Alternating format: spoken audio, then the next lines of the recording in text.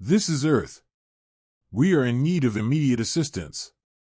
Do not interfere. The signal cut off, leaving the council chamber in stunned silence. High Chancellor Oliver Vaston adjusted his translucid headpiece, his wide, amphibian eyes narrowing in confusion. Around him, the representatives of the Galactic Coalition shifted uneasily in their seats. It wasn't the distress call itself that unnerved them, such pleas for aid were commonplace in the vast cosmos. It was the paradoxical nature of the message. Immediate assistance, but do not interfere, murmured Envoy Cretal, her chitinous mandibles clicking as she parsed the words aloud. What kind of species issues a distress signal and forbids intervention? Humans, someone muttered bitterly, drawing a ripple of unease across the chamber. Oliver silenced the murmurs with a wave of his webbed hand. The species in question is irrelevant. The Galactic Accord mandates a response to all distress calls.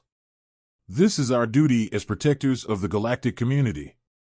But Earth isn't a coalition world, Cretal countered, her voice tight with unease. They've rejected every offer of membership for centuries. Why? Because they think they don't need us. They're isolationists, barely holding on to relevance. Oliver's gaze hardened. Then why send a signal at all? Clearly, something has changed. Perhaps they've finally recognized their vulnerability. If so, it is our responsibility to offer aid. The chamber murmured in reluctant agreement, though doubt lingered. Earth was a strange anomaly in the galaxy, a planet that had steadfastly refused to join the coalition despite repeated overtures. It was a death world by classification, with an unstable climate, predatory ecosystems, and an evolutionary history that had forged a species as stubborn as it was resourceful. Send a scouting team, Oliver ordered, his tone leaving no room for debate. We'll assess the situation covertly. Minimal interference until we understand what's happening. Cretal leaned forward. If I may, High Chancellor, I volunteer to lead the mission. I've studied Earth extensively. Their culture, their history, their reputation. If something is forcing them to ask for help, I want to see it for myself. Oliver hesitated but nodded. Very well. Proceed with caution, Envoy. Remember, we are there to assist, not to provoke. The Coalition's sleek reconnaissance vessel, Aurora's Grace, slipped into Earth's orbit under the cover of night. Cretal and her crew marveled at the sight below, a swirling mix of green and blue, punctuated by storms flashing like fireflies in the atmosphere. Magnificent, whispered one of the crew, a crystalline being whose form refracted the light from distant stars. Magnificent, Cretal agreed, but deceptive. Remember, this is a death world. It may look serene, but everything on that planet is engineered to survive through hardship. The ship's sensors buzzed with activity. Cretal's eyes narrowed as she studied the readings. Strange, their orbital systems are far more advanced than the Coalition's last report suggested. This isn't the work of a struggling planet. Perhaps the distress signal wasn't from Earth, one of her crew speculated. Perhaps, Cretal murmured, though she doubted it. Something about this mission gnawed at her, a sense that they were about to uncover something far bigger than a simple cry for help. The ship descended stealthily, landing in a secluded area outside a sprawling human metropolis. Despite their precautions, they were not unnoticed. By the time the hatch opened, they were surrounded. Cretal froze as she stepped onto the planet's surface, her compound eyes scanning the figures that emerged from the shadows. They were human soldiers, clad in adaptive combat armor, their weapons trained on the alien visitors with cold precision. One of the soldiers stepped forward, a woman with sharp features and a commanding presence. Her voice was calm, almost casual, as she addressed Cretal. Welcome to Earth. I'm Captain Ava Lane of the Terran Defense Corps. We appreciate your concern, but your presence here is unnecessary. You need to leave. Now. Cretal bristled. Your planet issued a distress signal. We're here to help. Ava's eyes narrowed. And I'm telling you, there's nothing here you can help with. The alien envoy held her ground. You called for assistance. Why? Ava's lips twitched into something between a smile and a warning. Because we wanted to see who was still listening. The words hung in the air, heavy with unspoken meaning. Before Cretal could respond, a quiet alarm chimed in her earpiece, a coalition override. Earth's defense systems had just locked onto their ship. And then Ava spoke again, her voice a whisper of steel. Now do yourselves a favor and leave before you regret staying.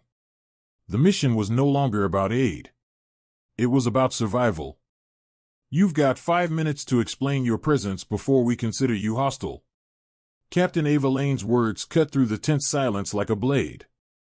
Behind her, the Terran Defense Corps stood at the ready, their adaptive combat armor reflecting the eerie glow of the alien ship's landing lights. The soldiers' weapons hummed faintly, their power cells charged and primed. Envoy Cretal took a step forward, her spindly legs clicking softly against the ground. She raised her arms in what she hoped was a universal gesture of peace. The air between them was electric, heavy with unspoken challenges. We are here because of your distress signal, Cretal said, her voice steady but edged with confusion. It is against the Coalition's principles to ignore a plea for aid. Ava didn't flinch. And it's against Earth's principles to invite interference. What part of do not interfere was unclear to you? The envoy's mandibles clicked softly in frustration. Your message was contradictory, immediate assistance, but do not interfere. No species issues such a call unless they are desperate. Ava's expression hardened. Desperation is not a word I'd associate with humanity. If you'd done your homework, you'd know that by now. Behind her visor, Cretal's compound eyes darted to the soldiers around her. Their posture, their precision, their calm, it was unsettling. Most species facing a coalition envoy displayed awe, fear, or at least curiosity. These humans, however, acted as though they had the situation completely under control. Captain Lane, Cretal said, her voice softening. We mean no harm. Let us help you. You're misunderstanding the situation, Ava replied, her tone cutting through the aliens' attempt at diplomacy. We don't need your help. What we need is for you to leave. Cretal's translator processed the words, but they made little sense. If that were true, why send the signal at all? Ava smirked, a humorless expression that made the envoy's crystalline companion shift uneasily. Maybe we wanted to see who would come. And now we know. Inside the Aurora's Grace, the tension was just as palpable. The ship's crew monitored Earth's defenses with increasing unease.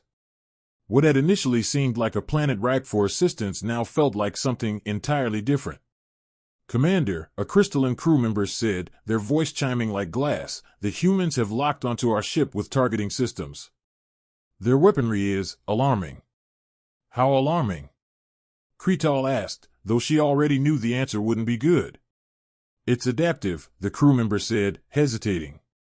It appears to analyze potential threats and evolve in real time. These systems rival Coalition technology. Cretal felt a chill run through her thorax. Earth was classified as a Category 4 death world, harsh, but not particularly advanced. This level of sophistication was unexpected, and it raised troubling questions. Why would a planet like this develop such weaponry? Another crew member asked. They didn't develop it, Cretal murmured, her mind racing. They adapted. Earth's history is filled with conflict. Survival on this world required constant evolution, biologically, technologically, and strategically. What we're seeing is the result of centuries of self-reliance. Before she could continue, Ava's voice cut through the ship's comms. If your team is done gawking, I suggest you leave orbit. Now. The envoy and her team were escorted to a makeshift negotiation site, a neutral zone marked by an array of sleek, human-built drones hovering silently in the air. Ava sat across from Cretal at a simple metal table, flanked by her soldiers. Cretal leaned forward. Captain Lane, I'm beginning to think your message wasn't a cry for help at all. What are you hiding? Ava's lips curved into another humorless smirk. Hiding? We're not hiding anything. We just don't broadcast our business to the galaxy like some naive species. Then what is it you fear? Cretal pressed. You must fear something to send such a signal. For the first time, Ava's expression shifted. There was something behind her eyes, something deeper than annoyance or arrogance. It was a flicker of calculation, a silent acknowledgement of truths that could not be spoken aloud. "We fear nothing," Ava said firmly. "But we've learned not to trust easily. The galaxy doesn't do favors without strings attached. We've seen what happens to civilizations that rely on the coalition. They stagnate. They become dependent. Weak. Humanity doesn't do weakness." The envoy hesitated. "Is that why you've rejected every offer to join the coalition? Pride? Pride?" Ava laughed softly, a sound devoid of warmth. "No. Experience." Kretal's mind raced as the pieces began to fit together. Earth wasn't just defiant, it was prepared. Prepared for what, she didn't yet know, but one thing was clear: humanity didn't see itself as vulnerable. A distant rumble interrupted her thoughts. One of the soldiers leaned into Ava's ear, whispering something that made her frown. Kretal's comm unit chimed simultaneously. "Commander," the crystalline crew member's voice crackled through. "We've detected a massive energy surge. It's coming from Earth's surface." Ava stood, her eyes locked on Kretal. "You've overstayed your welcome, envoy. Leave now, or you'll find out why we don't ask for help." The envoy's chest tightened. This was no simple negotiation. This was a warning. And Kretal wasn't sure the coalition would be wise enough to heed it. The coalition database on Earth was vast, meticulously cataloging the planet's evolution, biology, and history, yet there was something wrong. Something missing. Envoy Kretal leaned over her console aboard the Aurora's Grace, her compound eyes scanning the encrypted coalition files. She wasn't supposed to have access to these records, but this mission demanded answers. Why had Earth grown so hostile to outside aid? What could have shaped a species so unwilling to trust? The encrypted file she'd uncovered was labeled Classified, Existential Threat, Category Delta. Her mandibles tightened as she decoded the final layer. What she found made her exoskeleton shiver. The images were grainy, old, and incomplete. They depicted Earth during a time of apparent conflict, thousands of years ago by galactic standards. But these weren't images of humans fighting each other. No, this was something far more troubling. The first frame showed a sleek alien vessel hovering over a sprawling human city, its silhouette ominous against the smoky sky. The humans, armed with primitive weapons, were fighting back. The next image showed a collapsed alien structure, its advanced materials fused and burned, surrounded by what could only be described as human scavengers, picking it apart for resources. Kretal frowned. This doesn't make sense. The Coalition's record stated Earth was first contacted less than 200 years ago. The crystalline technician beside her chimed in. It's possible the records were redacted. There have been discrepancies about Deathworld encounters before. Kretal's antennae twitched in irritation. If this is true, why would the Coalition hide it? And why would humanity keep this to themselves? The technician hesitated. Perhaps they don't see it as history. Perhaps they see it as a warning. Back on Earth, the negotiation tent was eerily quiet. Captain Ava Lane sat across from Kretal, her sharp eyes betraying no emotion. The alien envoy wasn't certain if Ava was calmly confident or meticulously hiding something, but one thing was clear: every word she spoke was calculated. "You've been digging," Ava said flatly, breaking the silence. Kretal tilted her head. "We have access to Coalition databases. It's standard procedure." Ava smirked, but it didn't reach her eyes. "And what did you find? Stories of first contact? Of peaceful overtures and alliance offers?" She leaned forward, her voice dropping. "Because if that's what they told you, they're lying." Kretal's mandibles clicked softly in unease. "Then tell me the truth. What happened before the Coalition's first official contact with Earth?"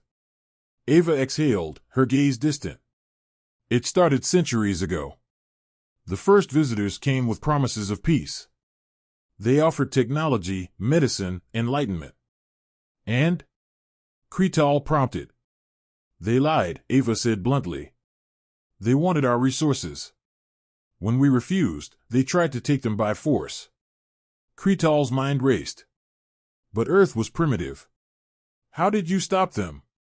Ava's smirk returned, this time sharper. We learned. Quickly. Humans are stubborn, you see. We don't adapt because we want to. We adapt because we have to. The alien envoy thought of the encrypted files she'd seen, the images of humans dismantling alien technology, reverse engineering it, and using it against their invaders. The coalition never mentioned these events. Of course they didn't, Ava said, leaning back in her chair.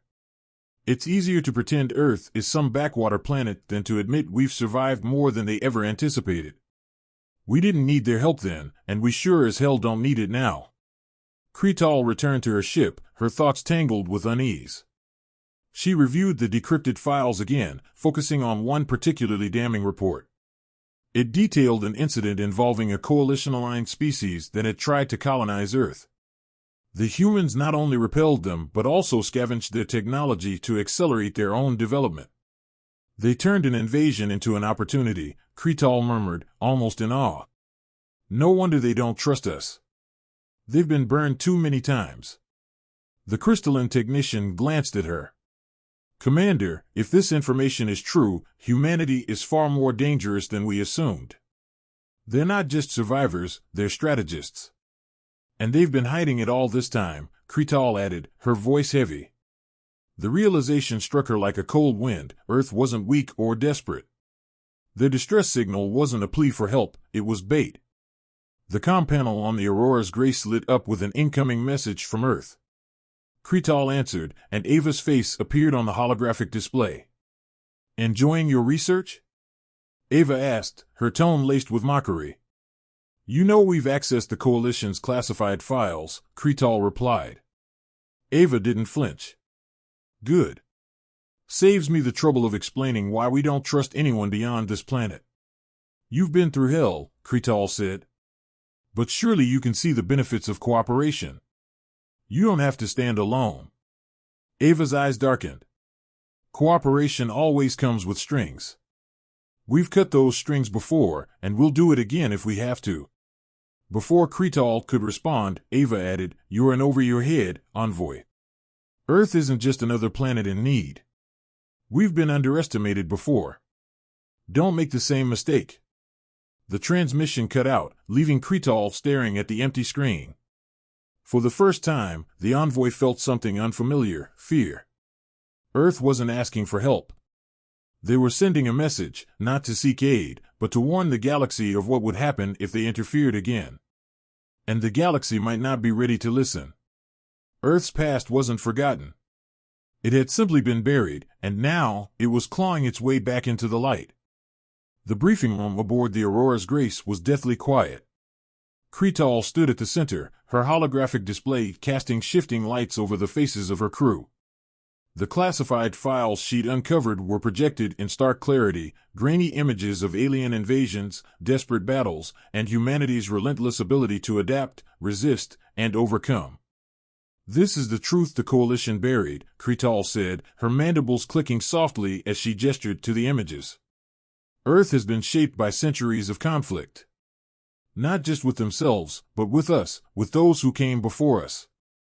And they survived. One of the crystalline crew members raised a glittering hand. Commander, if humanity is so self-reliant, why issue the distress signal at all? What are they hiding? Kretal hesitated. That question had haunted her since their arrival. I don't know, she admitted. But their signal wasn't a cry for help. It was a test. They wanted to see who would come, and now that we're here, I fear we've walked into a trap. The room erupted in murmurs. One of the engineers, a squat, furred being, leaned forward. A trap for what? They can't possibly take on the Coalition alone. Kretal fixed him with a cold stare. Do not underestimate them. They've turned invaders into resources before. If they see us as a threat, they'll find a way to neutralize us, by force or by manipulation.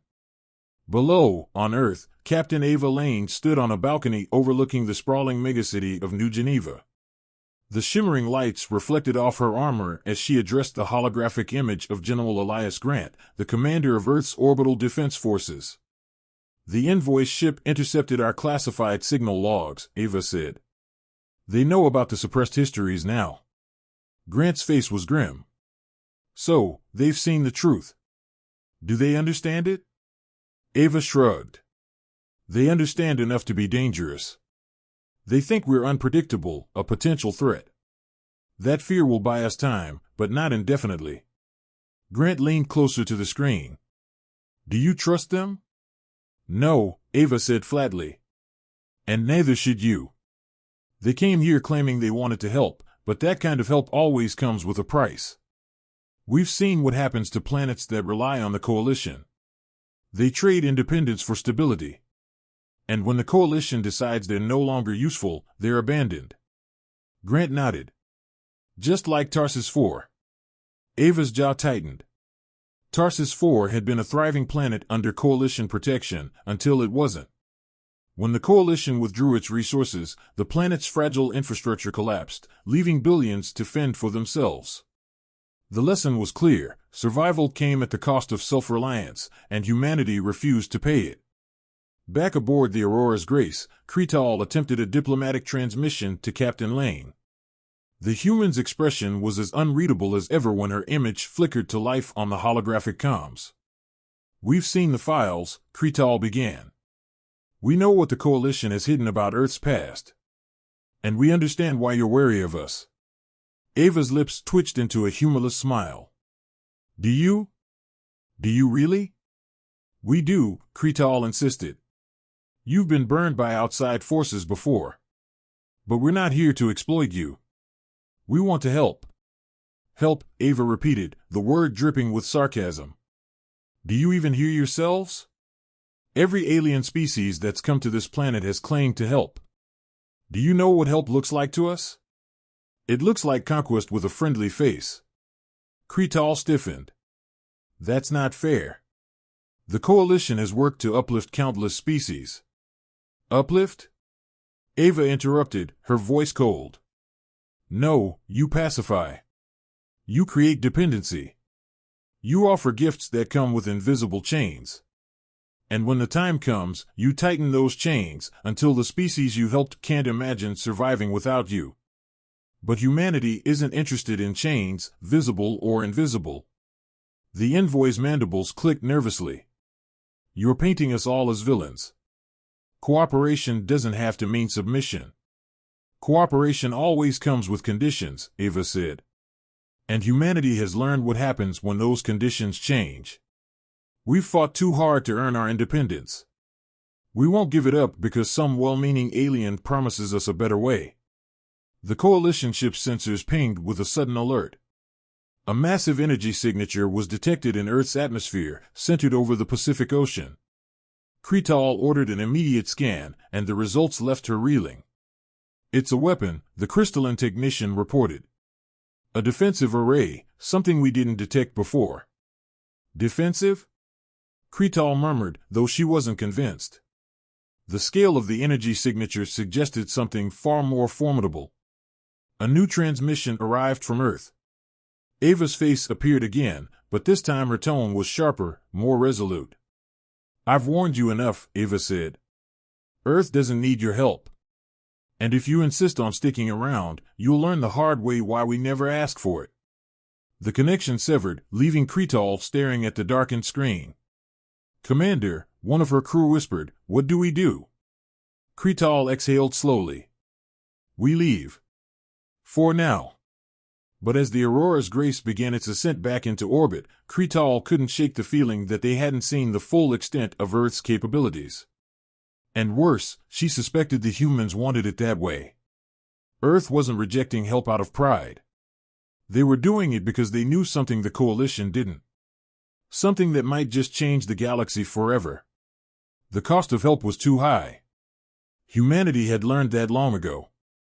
The alien fleet was an imposing sight, even from orbit.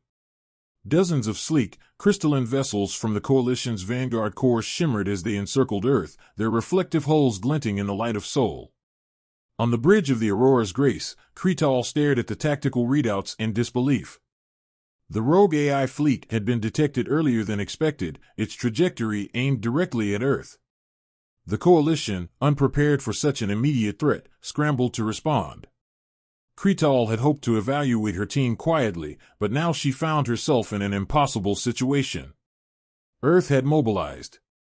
From her position in orbit, she could see Terran defense platforms flickering to life, vast orbital installations bristling with weapons that weren't supposed to exist on a Category 4 death world. Fleets of human ships launched from hidden bases on the Moon and Mars, their engines burning hot as they raced to intercept the approaching threat. "They're deploying already," one of Cretal's crew muttered, their crystalline voice tinged with awe. "No hesitation. No waiting for us." "They don't need us," Cretal said quietly. On the surface, Captain Ava Lane stood in the Terran Defense Command Center, her expression cold and focused as she addressed the gathered officers. "The Coalition thinks they're here to protect us," Ava said, gesturing to the holographic projection of the alien ships in orbit. "But make no mistake, this is our fight. We've been preparing for this moment for decades, and we're not about to hand it over to anyone else." An officer to her left, Admiral Kwan, nodded. "The rogue fleet will enter engagement range in 20 minutes. They outnumber us 3-1, but we've faced worse odds before." Ava turned to the technicians at the central console. "Activate the Hemera array. I want targeting solutions on their lead ships as soon as they're in range." The technicians hesitated. "The Coalition ships are still in the line of fire," one of them warned. Ava's voice was ice. "If they want to interfere, that's their problem. Earth takes care of its own." The rogue AI fleet emerged from subspace, their jagged, ominous vessels crackling with an unnatural energy. The Coalition ships immediately scrambled into defensive formations, their weapons charging. On the Aurora's Grace, Cretal watched as the alien commanders debated their strategy. "We should take point," one of them insisted. "Earth's forces are untested. They'll collapse without support." Cretal slammed her clawed hand against the console. "No. Stand down. This isn't our battle. You expect us to do nothing?" "I expect us to observe," Cretal said firmly. "Earth has been waiting for this. Let them show us why." The first wave of rogue AI ships surged forward, their weapons firing in precise, coordinated salvos. But Earth's response was immediate. The Hemera array, an orbital weapon system hidden from Coalition intelligence, unleashed its fury. Beams of concentrated energy lanced through space, cutting through the enemy fleet with surgical precision. Human ships followed the barrage, their movements chaotic yet calculated. Where the AI fleet relied on rigid programming, the humans thrived in unpredictability. They exploited weaknesses in the AI's formations, overwhelming them with sheer audacity. "Look at that," Cretal whispered, watching in awe as the human fleet tore through the enemy line. "They're not just fighting, they're outsmarting them." In the command center, Ava monitored the battle with unflinching focus. "Send the Aegis units to flank their rear line. I want their carriers neutralized before they can deploy reinforcements." Admiral Kwan frowned. "That'll leave our right flank exposed." Ava smirked. "Not if we make them think it's a mistake. Deploy decoys. Let them overcommit." The trap was set, and the AI fleet took the bait. As their ships concentrated on the seemingly vulnerable flank, a hidden squadron of human stealth fighters emerged from the shadows, obliterating their exposed supply vessels. The Coalition ships, still maintaining defensive formations, hesitated to intervene. On the Aurora's Grace, Cretal could only watch in stunned silence. "They're doing it," one of her crew whispered. "They're winning." As the battle raged on, the rogue AI fleet began to falter.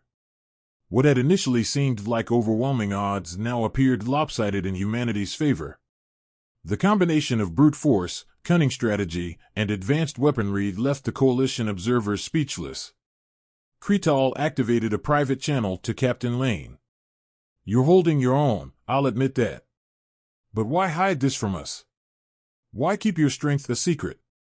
Ava's face appeared on the screen, calm but unyielding. Because strength isn't just about what you have, it's about what others think you have. The coalition thinks we're a backwater planet. It keeps you out of our way. And the signal? Kretal pressed. Why call for help if you didn't need it?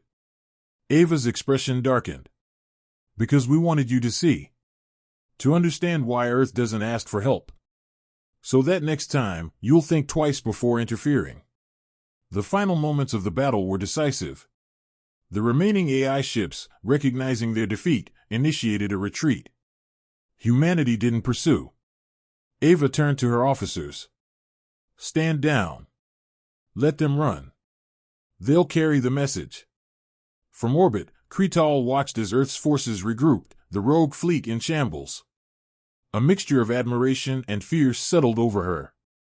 Humanity had not just survived, they had dominated.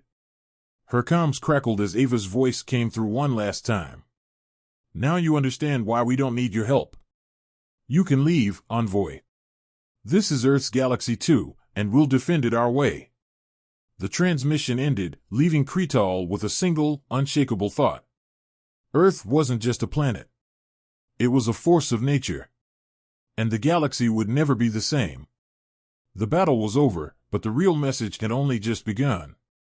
The Coalition Council Chamber was a cathedral of light and silence. The vast domed ceiling shimmered with projections of star maps, each pinpoint of light representing a world under their protection. High Chancellor Oliver Vaston stood at the center, his wide, amphibian eyes scanning the gathered representatives. Kretal had returned from Earth just hours earlier, and her report was now being dissected with a mixture of disbelief, unease, and outrage. They destroyed an entire rogue fleet without our assistance, demanded one representative, a serpentine being with scales that rippled iridescently. Not destroyed, Kretal corrected, her mandibles clicking softly. They dominated it. They revealed defensive systems and tactics far beyond what our intelligence ever suggested. Their forces didn't hesitate, didn't falter. Earth was prepared in ways we cannot ignore. A murmur spread through the chamber, rippling like a low tide. And the signal? Another envoy asked. Kretal hesitated. It was bait. A calculated move to gauge our response. They wanted us to see their strength. Oliver frowned, his webbed hands gripping the edges of his podium. Why? To threaten us? To posture as a new galactic power? No, Kretal replied. They wanted to send a message that Earth doesn't need us and never will. That they intend to defend themselves, on their terms. Back on Earth, Captain Ava Lane stood on the observation deck of the Terran Defense Command. Below her, the city of New Geneva glimmered under the soft glow of twilight. General Elias Grant joined her, his posture relaxed but his expression serious. They've gone, Ava said, watching the last coalition ships disappear from orbit. For now, Grant replied. But they'll be back. You've rattled them, Ava. They don't know what to make of us anymore. That's the point, Ava said with a faint smile. Let them talk. Let them wonder. The longer they hesitate, the more time we have to prepare. Grant nodded. And the AI fleet? Any sign of reinforcements? None, Ava replied. Their message was received loud and clear. They won't test us again anytime soon. The general exhaled slowly. Still, this isn't over. The coalition's watching us now, and they'll want answers. They'll see us as a threat. They should, Ava said firmly. It's the only way they'll keep their distance. The Coalition Council reconvened days later, the tension in the air palpable. High Chancellor Oliver addressed the assembly, his voice carrying the weight of centuries of authority. This incident cannot be ignored, he said, his tone grave. Earth's actions have shaken the foundations of our coalition. They have demonstrated a level of power, ingenuity, and independence that rivals our most advanced worlds. This poses a question we must answer: what is to be done about Earth? One representative, a being composed of swirling gases contained within a crystalline exoskeleton, spoke up. They have not attacked us. Their actions were defensive. Can we justify treating them as an enemy simply because they are capable? Another, a hulking insectoid with gleaming carapace plates, countered. Their refusal to cooperate is itself a threat. A species with such power, yet no allegiance to the coalition, could destabilize the galaxy. Kretal stepped forward, her voice calm but resolute. Earth is not an enemy, nor are they a danger unless provoked. Their history has made them distrustful, but it has also made them resilient. To treat them as a threat would only make it so. And if they choose to expand, another envoy asked. Kretal hesitated. Then we will face a galaxy where humanity is not a subordinate player, but an equal force. That future is inevitable. The question is whether we meet it as allies or adversaries. Aboard the Terran Defense Command, Ava and Grant sat in a secure briefing room, reviewing intercepted coalition communications. The debates on how to handle Earth were no longer secret, and the tone of the discussions was shifting.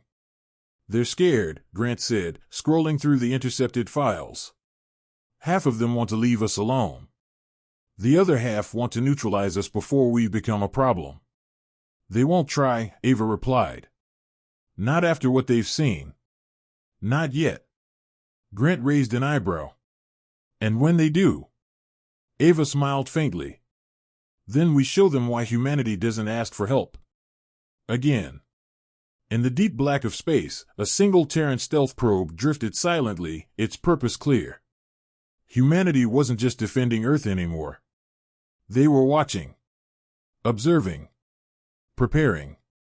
Back in New Geneva, Ava Lane stood beneath the stars, her thoughts drifting to the galaxy beyond. Humanity had spent centuries clawing its way out of darkness, surviving invasions, disasters, and betrayal. Now, they were no longer survivors, they were players. The coalition could debate and posture all they wanted. Earth would be ready. We've shown them what we can do, Ava murmured to herself. Now they'll wonder what we will do. The coalition had learned the hard way why humanity never asked for help. Now the galaxy stood at a crossroads, and Earth stood ready to shape whatever future came next.